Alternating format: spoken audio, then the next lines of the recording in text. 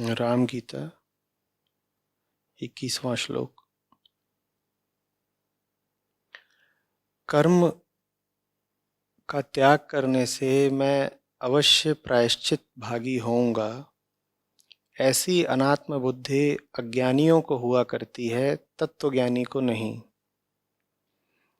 इसलिए विकार रहित चित्त वाले बोधवान पुरुष को विहित कर्मों का भी विधि पूर्वक त्याग कर देना चाहिए।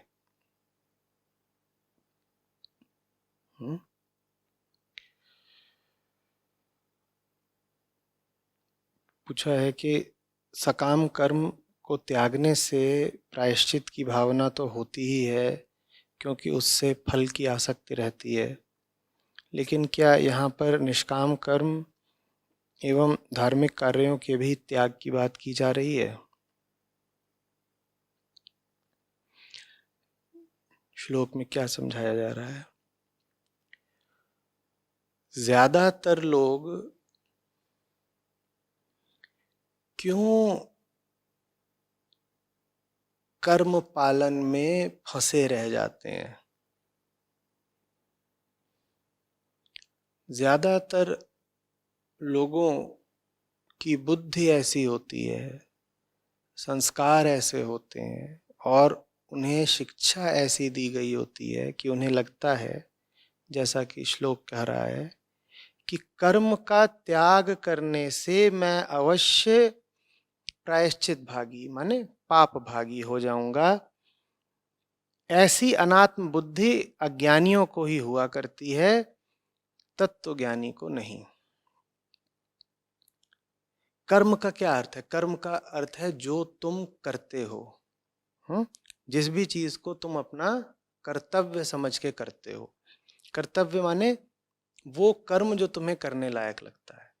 अब हर व्यक्ति वही कर रहा है जो उसे करने लायक लगता है, तो ले देकर अपनी दृष्टि से सब अपने कर्तव्य का ही पालन कर रहे हैं।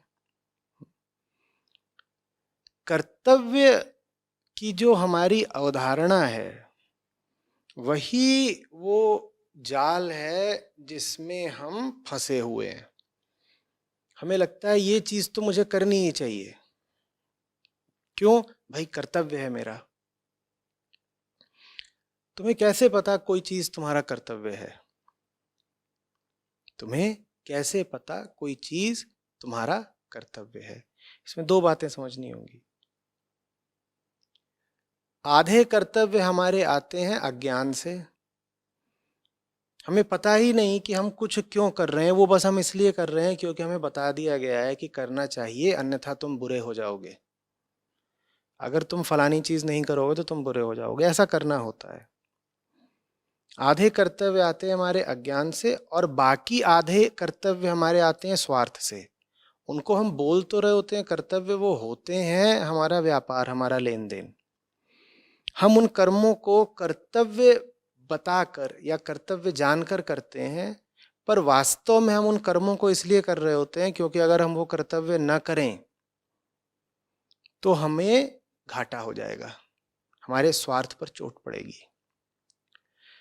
तो ले देकर आम आदमी की पूरी जिंदगी की यही कहानी है। आधे काम वो इसलिए करता है क्योंकि उसे पता ही नहीं कि वो क्यों कर रहा है।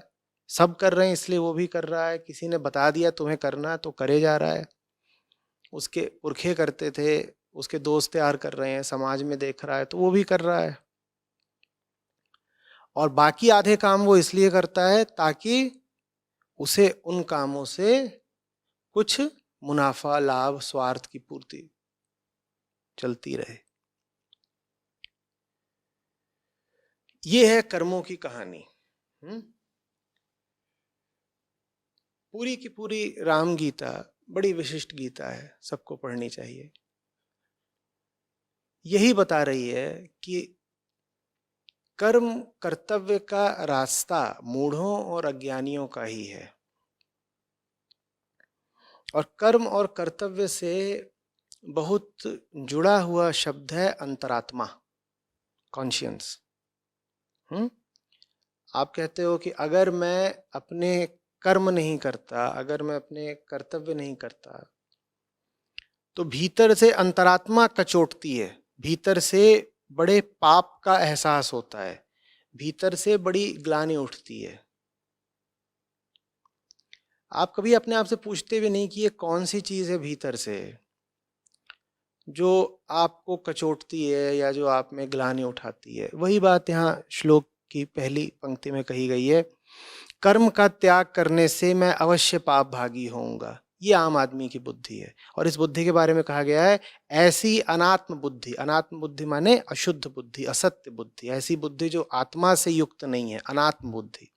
ऐसी अनात्म बुद्धि अज्ञानियों को होती है, तत्वज्ञानी को नहीं, क्योंकि वो भली भांति जानता है कि ये कर्तव्य का पूरा खेल ही गड़बड़ है।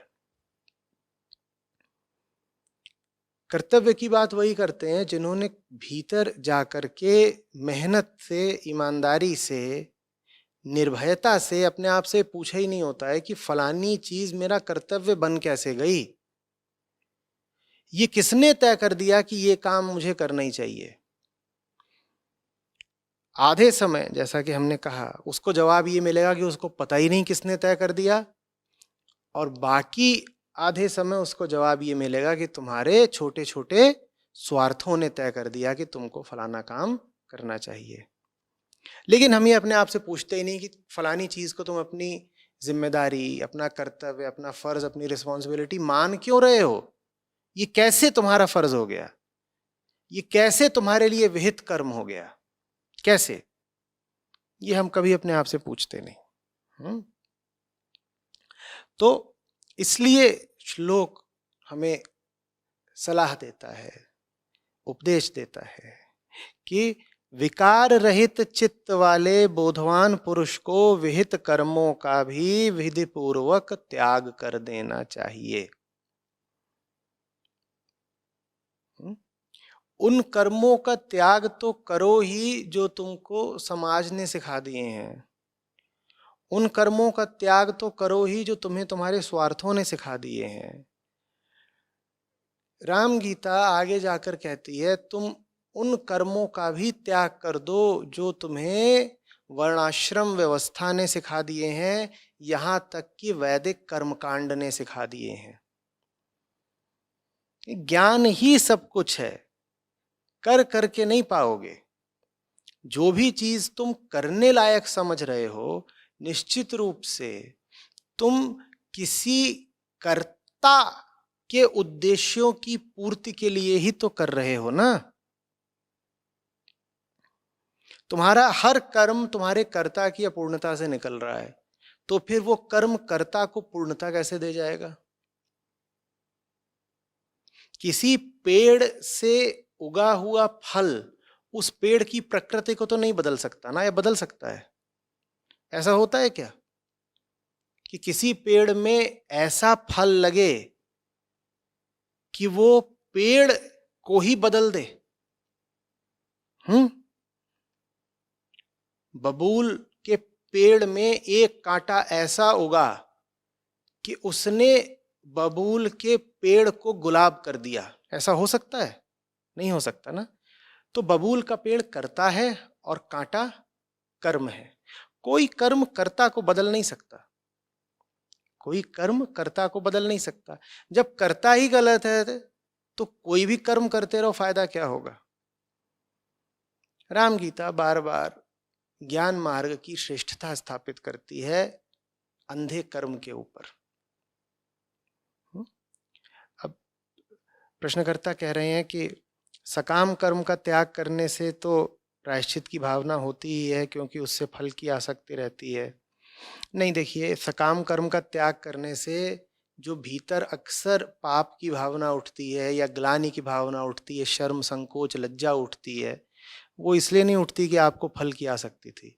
जब फल की आसक्ति रहती है तब तो जो भावना उठती है वो लज्जा की नहीं उठती, वो भावना नुकसान की, हानि की उठती है कि मैं फलाना काम करता तो फलानी तरह का फायदा हो जाता, अरे मैंने काम नहीं किया तो मुझे फायदा नहीं हुआ।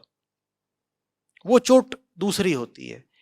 अक्सर जब आपके भीतर ग्लानि की भावना उठती है, लज्जा की भावना उठती है, तो वो इसलिए उठती है क्योंकि आपके भीतर ये संस्कार भर दिए गए हैं कि अगर तुम अच्छे आदमी हो तो तुम इस तरह के काम करोगे ही करोगे, और उस भावना ने हमको बड़े जबरदस्त तरीके से जकड़ लिया होता है।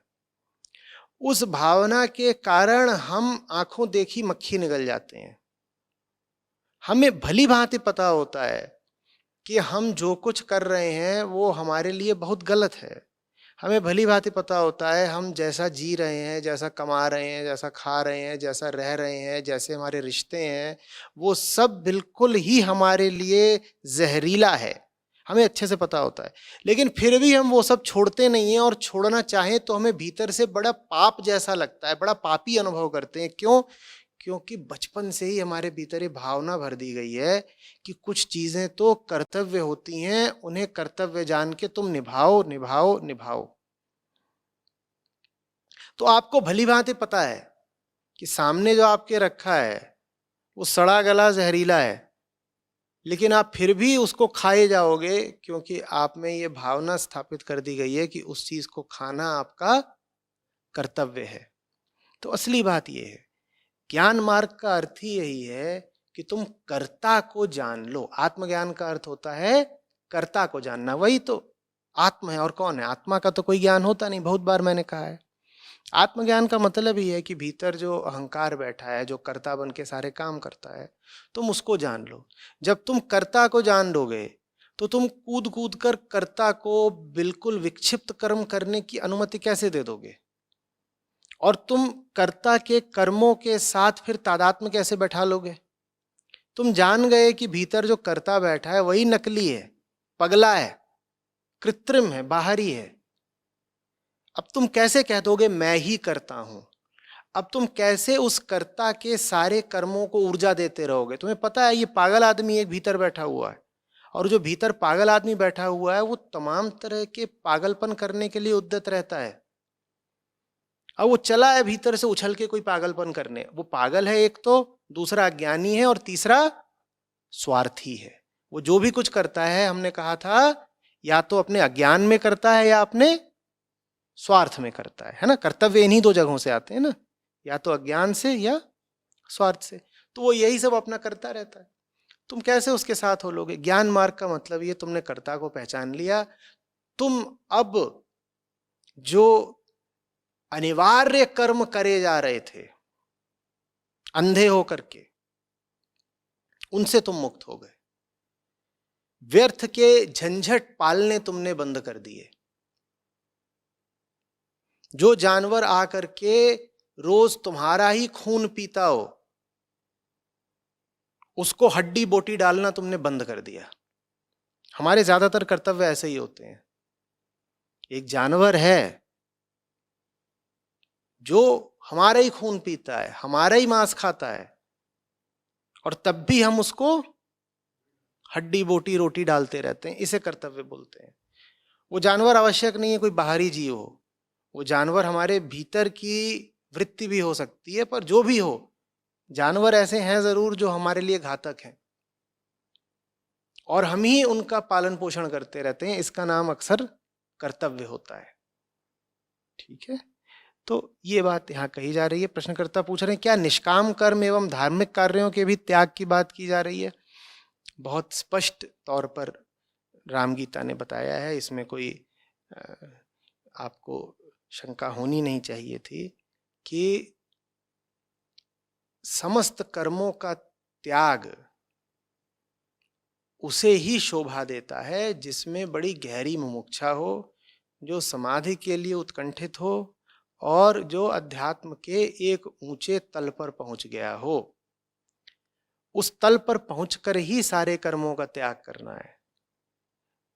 आम आदमी के लिए तो यही उचित है कि वो सही कर्म करता चले।